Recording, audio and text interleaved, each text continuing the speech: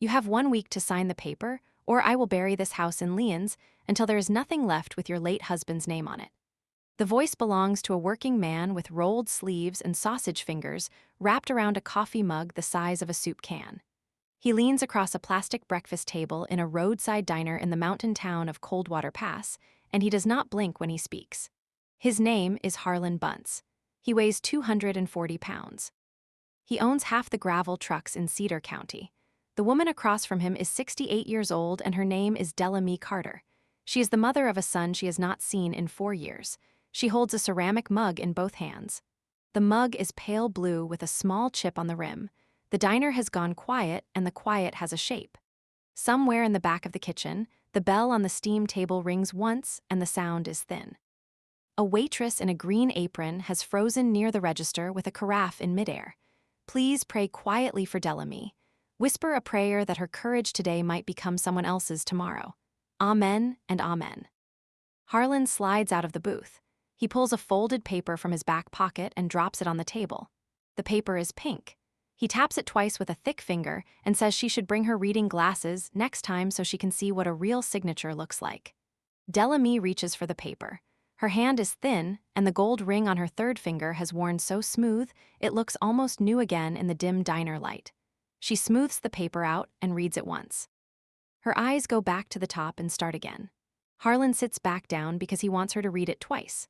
The waitress stands behind the counter now, and her grip on the carafe handle has gone white at the knuckles. A child at a booth near the window watches and stops chewing his toast. A fisherman in a parked pickup truck in the lot outside sits very still because his breath fogs the inside of the windshield, and the fog has not yet moved a single inch. Delamie sets the paper down. She says, in a voice as gentle as a folded towel, that she will not sign what her husband did not leave open to be signed. Harlan laughs with his mouth and not with his eyes. He reaches across the table and he grabs her wrist. He does not twist the wrist. The grip is the message. Delamie's ceramic mug falls from her other hand and hits the tile floor, and the sound is the sound a small bell makes when a chapel is being closed for the last time. Brown coffee spreads across the white linoleum in a shape like a poorly drawn map of a town she does not recognize anymore. The mug does not break. The chip on the rim turns toward the ceiling. The daughter of the fisherman whispers to her father, "Did that man just hurt the old lady?" The fisherman says, "Hush now, baby. We do not see what we did not come here to see." The cook behind the pass does not move. The waitress does not move. Every person in the diner sees what is happening, and no person in the diner moves because moving costs something quiet people do not always have on a Tuesday morning before 9. The dancer of fear enters Delamie's chest and sits down. Cup your hands around her today and pray for every older woman who has ever sat alone at a breakfast table, whispering to herself that this too will pass. Amen and amen. Harlan tightens his grip. He leans forward. He says the words slowly because he wants her to hear each one land. He says he did not drive 2 hours up the mountain to watch an old woman read the same piece of paper twice. He says the problem is not the gravel trucks. He says the problem is her. Delamie breathes in. The breath comes through her nose and shakes only a little. She says, still in that folded towel voice, that the problem is his hand on her wrist and that she would like him to remove it. Harlan's grin flickers. He has heard quiet voices before. He has never heard a quiet voice that did not break before the sentence ended. This voice does not break. He lets go. He pushes back from the table. He stands. The booth creaks. He says she has until Friday. He says the bulldozers come Monday. He says every friend she has in Coldwater Pass has already signed, and that her signature is the last piece of paper standing between him and a clean road.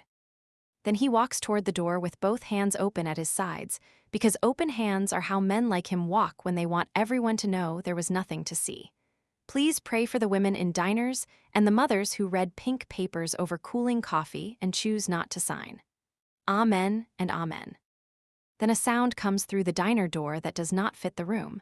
The sound is the soft click of a leather leash and the slow weight of a working dog stepping off a black SUV door onto old pavement outside. A young man in a clean coat walks in. His name is Caleb Carter, and he is Delamie's son. He is 32 years old. He served 8 years in the Navy and 4M. Or with a unit that does not print its name on its stationery. Walking beside him at perfect heel position is a Belgian Malinois whose call name is Major, and whose file name no one outside a small building in Virginia will ever know. Caleb takes 3 quiet steps into the diner, and Major takes 3 with him because the dog has been trained for years to match the heartbeat of the man on the other end of the leash. Caleb stops 4 feet from the booth where his mother sits. Major walks forward without being told. Major places his body between Harlan and Delamie. Major sits. Major watches Harlan the way still water watches a stone. Caleb speaks. Caleb says his mother did not ask for his help. He says a waitress named Ruth called his number at 2 in the morning, and Ruth was gentle enough to do it softly. He says his mother wrote a card to his unit every month for 6 years, and every card ended with the same line: "Stay safe, stay kind, come home." He says he is home. He does not look at Harlan. He looks at Delamie's wrist. The wrist is red in 2 places where the sausage fingers pressed, and the wrist has begun to swell in a way only an older woman's wrist is willing to swell. Caleb looks at the wrist for a long time. The diner is so quiet the clock above the register sounds like a hammer on a chimney pipe. Harlan takes a half step back because he feels something he has not felt in years, and that something is the careful attention of a young man who has been trained to be careful. The blue mug still lies where it fell. The chip on the rim still points at the ceiling. Please pray for the sons who come home from far places to sit beside their mothers and lay their hands on the same wounded wrists. Amen and amen. Caleb unbuttons his coat. He holds a phone against his chest like a folded letter. He says he is not here to argue about pink papers. He says he is here to read the paper once with the woman who raised him, and then to call the only kind of help that pink papers cannot survive. He says his father built the cabin with pine from up Coldwater Creek.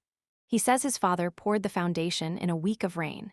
He says his father slept in the truck for 3 nights because the power was not on yet. He says those facts do not become smaller because a man with gravel trucks needs them to. Delamie reaches across the table and takes her son's free hand. Her fingers are cold. The gold ring on her 3rd finger catches the neon of the beer sign in the window. She says in her folded towel voice that she is glad he came. She says she was not sure he would. Caleb says, "Let us order coffee and let the man with the gravel walk to his truck." Major does not turn around. Major keeps watching Harlan. Harlan walks faster than he needs to. He pushes the diner door open with the heel of his hand, and the bell above the door jingles twice, and that jingle is the only applause Harlan Bunce will ever hear in Coldwater Pass. Please pray quietly for the sons who come home when their mothers are still brave enough to wait for them. Amen and amen. Tuesday afternoon is slow. The cabin sits on a finger of land that bends into Coldwater Creek. The cabin has a porch that overlooks a still lake. The porch has 2 rocking chairs and a small table and a wind chime made of pine cones that the wind moves only when the wind is in the mood. Caleb walks the perimeter once with Major beside him. He checks the line of sight from the porch to the creek. He checks the line of sight from the dock to the road. He checks the windows. He finds a single fishing hook in the dirt near the porch step, and he picks it up and he sets it on the table so his mother will not step on it in her slippers. Delamie sits in one of the rocking chairs. She rocks without lifting her heels. The rocking makes a small sound. The rocking is the only sound she has made since the SUV turned into the gravel drive because the diner took more out of her than she is willing to say out loud. Caleb sits in the other chair. He does not rock. He watches the water. He says, after a long time, that his father's chair would have been the one on the left because the left side faces the creek, and his father always liked to see the creek first. Delamie says, after a longer time, that he would have sat there with a pipe even though the doctor told him not to. They both smile a small smile. Major lies at the foot of both chairs. Major lies so his shoulders touch both pairs of feet so he can feel the rhythm of the 2 rocking chairs at once. Pray with me for the quiet porches where mothers and sons sit after a hard morning and learn the shape of the silence they came here to find. Tuesday evening brings a knock. The knock is not loud because the man who knocks has practiced being polite in front of mirrors. Caleb answers. The man on the porch is short. He wears a flat brim hat and a badge that says Sheriff Dale Pym. The sheriff says his name. He says he is checking in. He says he unda. Our stands there was a misunderstanding in the diner this morning, and he wants to make sure everyone is okay. He says the man who drove away, Mr. Bunce, is a prominent member of the community. He says Mr. Bunce has agreed not to press charges if Delamie would kindly sign the papers she was offered. He says it is the easiest way to make this small upset disappear. Major rises from the foot of the rocking chairs and walks to the porch. Major sits between Caleb and the sheriff. Major does not bark. Major watches the sheriff the way still water watches a stone, and the sheriff does not quite look down at the dog, and his eyes keep sliding down, and then pulling back up as if a small magnet at the dog's collar keeps pulling the glance back down, and the sheriff is fighting the magnet. Caleb says, in a voice so even it sounds like floorboards, that there are no charges to press or to drop. He says his mother asked a man to remove his hand from her wrist. He says that request is not a misunderstanding. The sheriff grins a grin that does not belong to a man who serves the public. The sheriff says the family will find that signature is the kindest path for everyone involved. Delamie speaks. Delamie speaks for the second time since her son arrived. She speaks from the rocking chair without standing. She says, with that folded towel voice and with her chin level, that the sheriff is welcome to sit on the third step. She says she is sorry she does not have coffee prepared. The sheriff does not sit. The sheriff tips his hat. The sheriff says he will be back tomorrow with the same offer. He walks to his cruiser. The cruiser is a white Ford with a light bar that has not been turned on in months because the kind of trouble this town calls trouble does not need a light bar. The cruiser pulls out of the gravel drive, and the gravel makes a small cloud, and the cloud drifts over the dock and over the water, and over the rocker where Delamie is sitting and is gone. Caleb stands on the porch and watches the dust. He says, almost to himself, that the sheriff did not look at the dog because the sheriff knew the dog. Major walks back to the rocker and lies down at Delamie's feet and does not close his eyes because the day is not over and the day will not be called over until Caleb calls it over. Please pray quietly for the sheriffs who tilt their hats for the wrong men and not for the right ones. Amen and amen. Tuesday night, a long black sedan pulls into the gravel drive. The sedan is the kind of sedan that drives itself back to a city garage every night and only comes back out when someone with a key in a glass office sends it out. A man steps out. The man is 60 and wears a coat that costs more than Delamie's cabin. The man carries a leather folder. The man says his name is Paul Lutz. The man says he is a representative of Larkspur Holdings.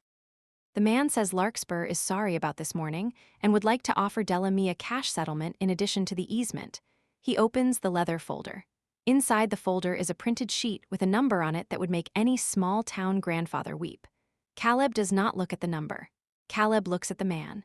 Caleb says the cabin is not for sale at any price. Lutz says the offer will remain on the table for 72 hours. Lutz closes the folder. Lutz does not smile because he has not been paid to smile. Lutz walks to the sedan.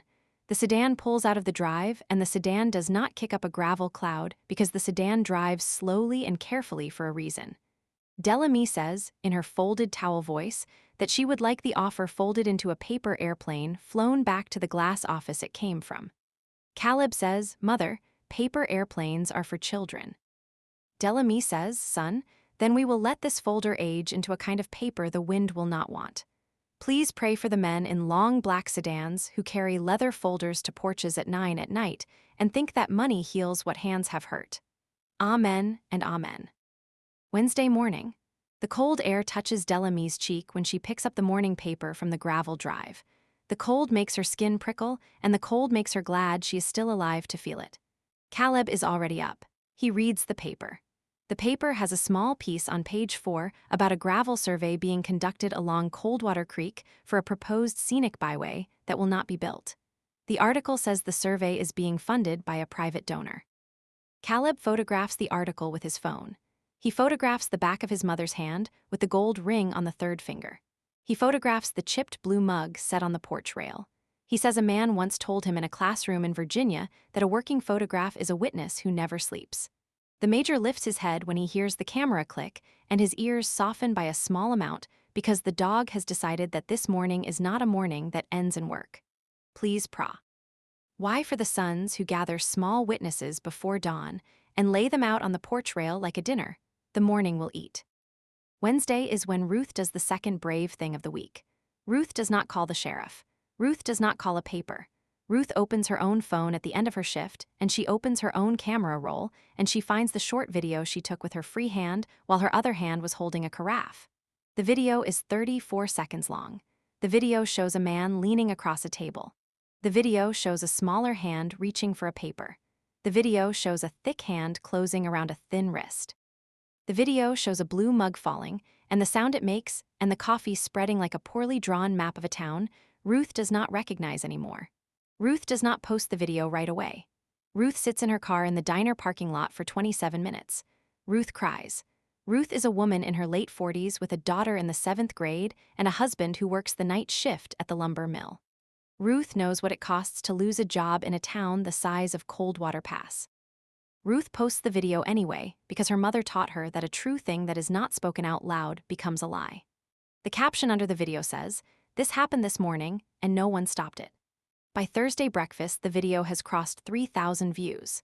By Thursday afternoon, the video has crossed 100,000 views. By Thursday dinner, the video has crossed 1 million views, and a room in a veterans network has shared the clip, and the comments under the clip begin to pour in. The Amen count crosses 10,000 by Thursday night. Ruth sees the Amen count from her kitchen, and she cries because she has just learned that a 34-second prayer can travel further than any sheriff and further than any pink paper. Please pray for the waitresses who press the small red button and then sit in their cars and pray. Please pray quietly for the women whose 34 seconds of truth become a million people standing up for one quiet wrist. Amen and amen. Wednesday afternoon is also when a young man in a clean coat cleans the brown envelope off a kitchen table. The brown envelope contains 2 thumb drives that a woman in a wool coat copied off a sheriff's laptop at a kitchen table on Tuesday night. Lillian Pym has brought the envelope to Delamie because Lillian Pym is the sheriff's wife, and the sheriff's wife has decided that her marriage is not worth her town. Delamie holds the small brown envelope in both hands. Delamie does not open the envelope. Delamie says in her folded towel voice that this is the bravest thing a woman has done in Coldwater Pass in her lifetime. Lillian says, with a small laugh that does not sound like a laugh, that the bravest thing would have been to do it 20 years ago. Delamie says, "Then we begin tonight." Lillian nods, and the nod is the kind of nod that means I will not leave this kitchen until the agent arrives. The working dog lies at Lillian's feet because the dog has decided that this woman is not a stranger and that the brown envelope is safe in these hands. Please pray for the wives and the sisters and the daughters who walk into enemy kitchens and copy the truth onto a small brown envelope before the dawn. Amen and amen. Thursday afternoon. The phone in the glass office rings and the man in the glass office answers. The man is 61 years old. He owns the glass office. He owns the long black sedan. He owns a private jet with a tail number that begins with the letter that does not belong to any commercial fleet. The man's name is Wendell Parch. The voice on the line belongs to a person Wendell Parch has never met. The voice says it is calling from a federal agency that uses no logo and no motto. The voice says the agency is in receipt of certain information about land seizures along Coldwater Creek. The voice says a task force has been assembled. The voice says the task force will arrive before dawn on Saturday. The voice says the task force would prefer that no one in the town, except a trusted law enforcement contact, know that the task force is coming. Wendell Parch removes his hands from the desk. Wendell Parch says the agency must be mistaken because Larkspur Holdings has done nothing that would interest a federal body. The voice says the agency does not often call to introduce itself. The voice says the agency will see the man in the glass office on Saturday at dawn if the man does not make the trip to a federal building first. The voice hangs up. Wendell Parch sits in his chair for 6 minutes without moving. Then Wendell Parch calls his pilot. Please pray for the men in glass offices whose names fit on a single napkin and hide behind glass until the glass breaks. Amen and amen. Friday morning. The sheriff parks the cruiser at 8:41. The sheriff walks to the porch with the same flat brim hat and the same grin that does not belong. To a man who serves the public, the sheriff is holding a folder this time. The folder is brown and stamped with the town seal and stamped with a number that identifies a warrant. The sheriff says he has a warrant for the arrest of one Caleb Carter on a charge of criminal trespass. The sheriff says the trespass happened yesterday morning at a diner. The sheriff says the diner owner has signed a complaint. The sheriff says the warrant is signed by a judge. The sheriff says he would like Caleb to come down to the station for processing. Major stands. Major walks to the porch and sits between Caleb and the sheriff. Major watches. Delamie rises from the rocker. Delamie speaks for the 3rd time since her son arrived. She says, with that folded towel voice and with her chin level, that her son will not be going to the station today. She says the warrant may be served by the wind today because the wind on Coldwater Creek keeps nothing. The sheriff tips his hat. The sheriff walks to the cruiser. The cruiser pulls out of the drive, and this time the gravel cloud drifts over the dock, and the major blinks twice because the major has counted the minutes between the cruiser's arrival and its departure, and the major has decided the cruiser is not coming back tonight. Please pray for the sheriffs who carry warrants for the wrong men. Amen and amen. Friday afternoon is a long, quiet afternoon. Delamie is in the kitchen making a stew from a recipe her husband wrote on a napkin and pinned to the refrigerator with a magnet that says Coldwater Pass, because a magnet is sometimes the only paper that lasts. Caleb walks to the kitchen door and says, "Mother, sit down. The stew will not run away." Delamie says, "My husband never let me sit down in his kitchen, and I will not let him down now." Caleb smiles the smile that small sons smile when their mothers become their fathers for an afternoon. The phone buzzes with a text from Ruth. Ruth says tonight was her last shift. Ruth says the owner fired her. Ruth says the diner cannot afford the bad press. Delamie sets the spoon down. Delamie says that woman will sit at this table next week. Delamie says that is a promise I will not break. Please pray for the waitresses who lose their jobs because they told the truth. Amen and amen. Saturday before dawn. The major stands on the porch. The major stands at the railing and the major looks down the gravel drive because the major hears what humans cannot yet hear. The major hears the low hum of two black SUVs coming up the mountain in single file. The SUVs do not use sirens. The SUVs use only their headlights, and the headlights are off until the SUVs reach the gravel drive, and then the headlights come on, and the headlights are a pale white that does not look like any law enforcement light the town has ever seen. Caleb stands beside Major. Caleb does not reach for the phone. Caleb does not reach for a firearm. Caleb reaches for his mother's hand. Delamie joins him on the porch. Delamie is wearing a wool shawl her husband bought her the Christmas he could not afford it. A scam artist pretended the hero dog was dangerous. The first SUV stops. The door opens. A woman in a long dark coat steps out. The woman has short gray hair and a small silver pin on her lapel. The pin is shaped like an eagle. The woman says her name is Senior Special Agent Greer. The woman says, with a voice that belongs in a chapel, that she would like to begin with the older woman in the chair. The woman asks, "May I come up?" Delamie says the rocker is cold, but the chair in the kitchen is warm. The agent asks if the coffee is warm. Delamie says she has a fresh pot on the stove. The agent says, "Then we will have coffee first, and then we will have justice." Please pray for the agents who arrive before sunrise and ask for coffee before they ask for paperwork. Please pray quietly for the quiet mothers who offer coffee to strangers, because coffee is sometimes the first language of justice. Amen and amen. Saturday before dawn at the diner. 2 unmarked SUVs pull into the gravel lot. 6 agents step out. The agents knock once. The agents show their credentials. The owner opens the door. The owner is the same owner who fired Ruth on Friday night. The owner steps back. The owner says he is sorry and he will write a check for Ruth's lost wages. The agents do not accept the check. The agents say they are here for the security footage. The security footage shows Ruth's 34 seconds from a camera above the register, and the footage also shows 6 earlier customers, 3 men and 3 women, who did not move. The agents do not arrest the 6. The agents take their names. The agents say the names will receive a summons for failing to render aid. The owner sits on a booth bench and says the agents have just ended his business. Special Agent Greer says the diner is not ending because a man from a glass office will be in custody by noon, and the diner is the only PL. Ace where the truth has ever been served hot. Please pray for the diners and the lunch counters where the only justice in town is poured into a cup and carried out 1 mug at a time. Amen and amen. Saturday before dawn at the sheriff's office. The sheriff is sitting at his desk because the sheriff always sits at his desk at 5 in the morning because 5 in the morning is when the sheriff does the Larkspur paperwork so no one can see him do it. An agent opens the door. The agent holds up a warrant signed by a federal judge. The warrant says the sheriff has conspired to obstruct a federal investigation.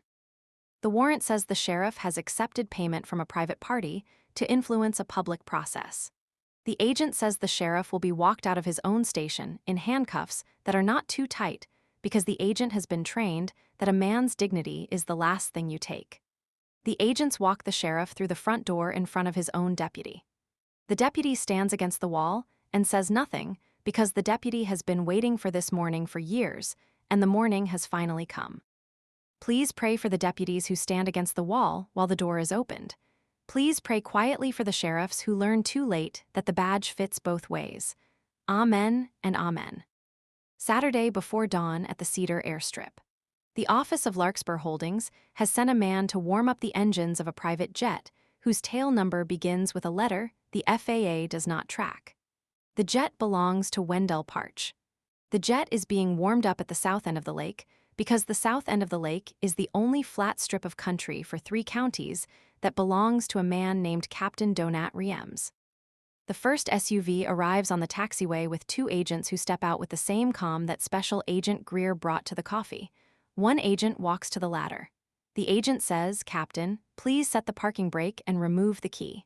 The captain sets the parking brake. The captain removes the key. The captain opens the cockpit window and he cries. The captain does not pretend the tears are about the engines. The captain says he did not know what was on the gravel trucks.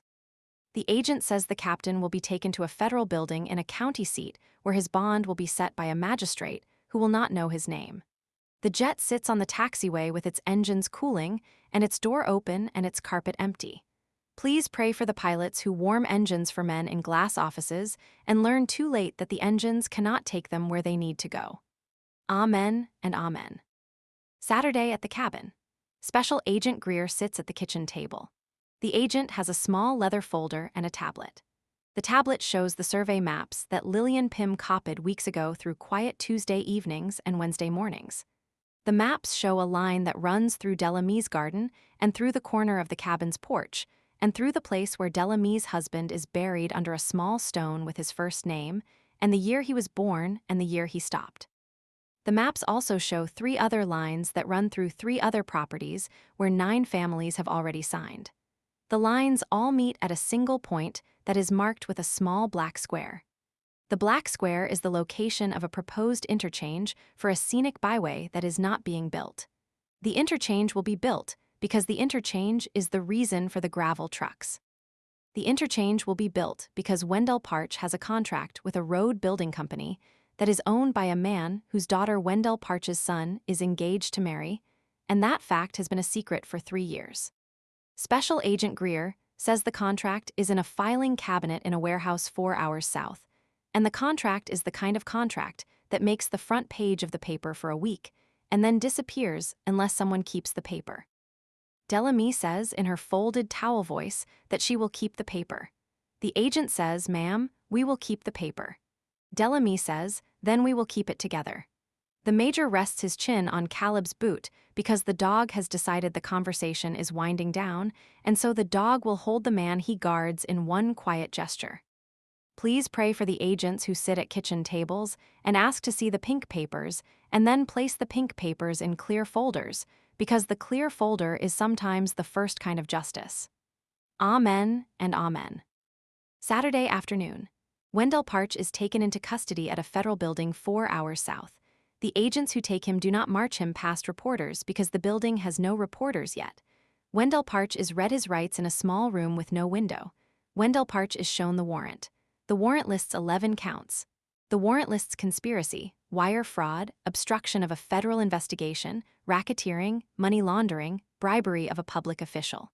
Wendell Parch sits in a metal chair and does not cry. Wendell Parch asks for his lawyer. The lawyer is allowed. Wendell Parch looks at the metal chair and sees his own reflection and does not recognize the man in the reflection. Please pray for the men in metal chairs who look up and do not recognize themselves, because recognition is sometimes the first punishment any jail cell can offer. Amen and amen. Saturday at the diner. Harlan Bunce arrives in his black diesel truck at noon because noon is the hour he likes to be seen. The diner is closed. The diner has a sign in the window that says, "Closed for cleanup." The sign is not a lie. The sign is a kindness. Harlan parks the truck. Harlan walks to the door. Harlan pulls the handle. The door is locked. Harlan looks through the plate glass at his own reflection, and behind his reflection he sees an empty counter and an empty carafe and a clock that ticks above the register. Agents step out. The agents show their warrants. Harlan sits on the curb. Harlan weeps. Harlan weeps because he has not yet learned that weeping is the body trying to return what the hand has taken. Please pray for the bullies who weep on curbs, because a curb is sometimes the first altar a man ever kneels at. Amen and amen. Sunday morning. The town of Coldwater Pass opens for a public meeting at the old high school gym. The gym has folding chairs and a stage and a banner over the stage that says Coldwater Pass Blue Devils. Delamie sits in the front row in the chair that faces the stage because the chair that faces the stage is the chair a witness always takes. Caleb sits behind his mother. The working dog lies at Delamie's feet because the working dog has decided the gym is a kind of porch and porches are places where the dog will work. The judge of the meeting is the mayor. The mayor is a man named Hobart Mears. The mayor opens the meeting. The mayor says the town has been betrayed by men the town has known for years. The mayor says the town will hear from each of the men who have been arrested and from the men who will not be arrested but who have done harm. The mayor says the harm is not small. The mayor says the harm is the dirt under the foundation of a building called trust. The mayor says the town will rebuild the trust the way a man rebuilds a porch, one board at a time, in public, with witnesses. The mayor says the first name is Harlan Bunce. The mayor says Harlan has asked to speak. Please pray for the mayors who carry the weight of small towns and who read the names of guilty men out of folders that should never have been written. Amen and amen. Harlan Bunce stands at the podium. Harlan is in a jail uniform because Harlan has not yet been allowed to change. Harlan looks at Delamie.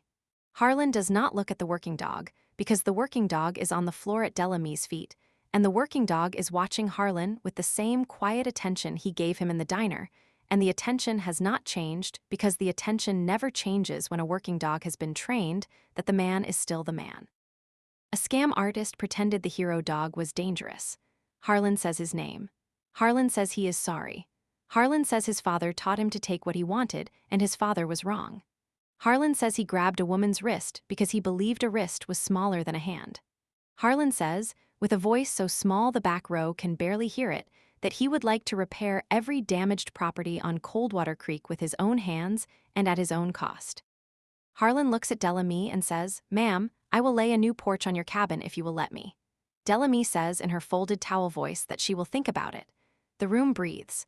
The room breathes because every person in the room has just learned that an apology can be a kind of weather, and weather can change a porch. Please pray quietly for the bullies who stand at podiums in jail uniforms and say the two smallest words and mean them. Amen and amen. The second name is Sheriff Dale Pym. The sheriff is led to the stage in handcuffs. The sheriff walks with his head down because the sheriff does not yet know how to look at the people he betrayed. The sheriff speaks. The sheriff says, in a voice like gravel that has been washed, that he took money. The sheriff says he took money to sign warrants. The sheriff says the money bought a new truck and a new roof and a flat brim hat. The sheriff says the money bought a man he did not want to be. The sheriff looks at Lillian in the second row. The sheriff says, with a voice that breaks only once, that he would like to apologize to his wife first, because his wife did the bravest thing he has ever seen done in this town, and he has not yet earned the right to ask her to forgive him. Lillian nods. Lillian does not stand. The room breathes a second time, and the breath is longer than the first breath because forgiveness is sometimes the longest exhale a town ever takes. Please pray for the sheriffs, who wear handcuffs in front of the people they were supposed to protect. Amen and amen. The third name belongs to Wendell Parch. Wendell Parch is not in the room. Wendell Parch is in a federal building because Wendell Parch is not allowed to speak at a town meeting until the federal building has said so. The mayor reads a statement that says Wendell Parch has been charged with 11 counts. The mayor says the last name on the list is a town name. The mayor says the town name is Coldwater Pass. The mayor says Coldwater Pass is on the docket because a diner waitress pressed record on a 34-second video, and because an older woman did not sign a pink paper, and because a son drove through the night to sit beside a working dog at the foot of a rocker on a porch that overlooks a still lake. Please pray quietly for the town meetings where the last name on the list is the town itself, and the town must learn to live with its own name after the file is closed. Amen and amen. Sunday afternoon. The gym empties slowly. The chairs are folded. Delamie steps off the stage and walks to a folding chair that holds the small brown envelope. Delamie hands the envelope back to Lillian. Delamie says, "Sister, your courage is the only reason the brown envelope was ever worth holding." Lillian says, "Sister, Delamie, sister." Ruth the waitress joins them. Ruth wears her green apron. Ruth says the diner will reopen tomorrow at 6. Ruth says the owner has stepped down. Ruth says Ruth has been offered the keys. Ruth says she would like the dining room to be called the Blue Mug Room in honor of the mug that hit the floor and would not break. Delamie says, "Sister, the room will be called that, and the sign will be painted by a man whose name I will not speak and whose hands we will let work because work is sometimes the only apology a man can write on a wall. Please pray for the small town diners that reopen under new names and that paint over the hurt with a 2-word sign written in handwriting a child can read. Amen and amen." Sunday evening. The cabin porch, the rocker, the chair, the wind chime, the lake is still. Delamie sits in her husband's rocker. Caleb sits in the chair that is not his father's. Major sits at the foot of both chairs and Major's shoulders touch both pairs of feet. Delamie says, "Son, this was not the peaceful week we planned." Caleb says, "Mother, no." Delamie says, "The week was longer than a week." Caleb says, "Mother, yes." Delamie says, "Son, but this was the week the truth walked into Coldwater Pass with a son and a dog." Delamie says, "Son, the porch is for everyone tonight." Caleb says, "Mother, the porch was always for everyone." Delamie says, "Son, then we will sit on the porch and not move until the sun is down and the lake is black and the wind chime has the last word. Please pray for the mothers who sit on porches and look across the lake and learn to forgive the week for not being peaceful.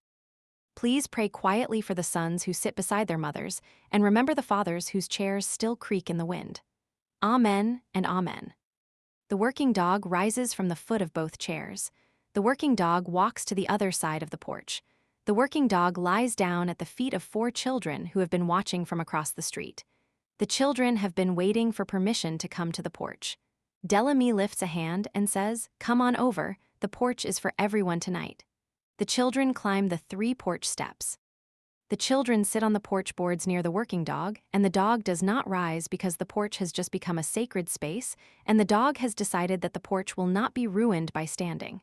Each child shakes the working dog's paw. The working dog lifts 1 paw for each child. Delamie says, "Son, the children are safe now." Caleb says, "Mother, the town is safe." The 2 rockers face the lake. The reflection of the porch is gone because the lake has learned to ripple, and the ripple is the only sound the lake will make tonight. Please pray for the children who learn to shake a working dog's paw. Please pray quietly for the mothers who lift a hand from a rocker and call 4 children home. Amen and amen. Sunday night. The sun goes down the way the sun always goes down in mountain towns, slowly and with more orange than any other color the sky is willing to wear. The lake goes black by degrees. The wind chime says nothing because the wind has finally left for the evening. The porch light stays on. The porch light is the light Delamie's husband left on every night when he went to bed because he said a porch light is a small way to tell the lake good night. The porch light stays on for the men in the SUVs who may still be at the diner. The porch light stays on for the waitress in the green apron who will walk to her car in the morning. The porch light stays on for the fisherman in the parked truck who has not yet decided to drive home. The porch light stays on for the 4 children who learned to shake a working dog's paw. The porch light stays on for the blue mug in the chip that turned toward the ceiling when the mug hit the tile floor in a diner in Coldwater Pass on a Tuesday morning when the bell above the door rang twice for the last time.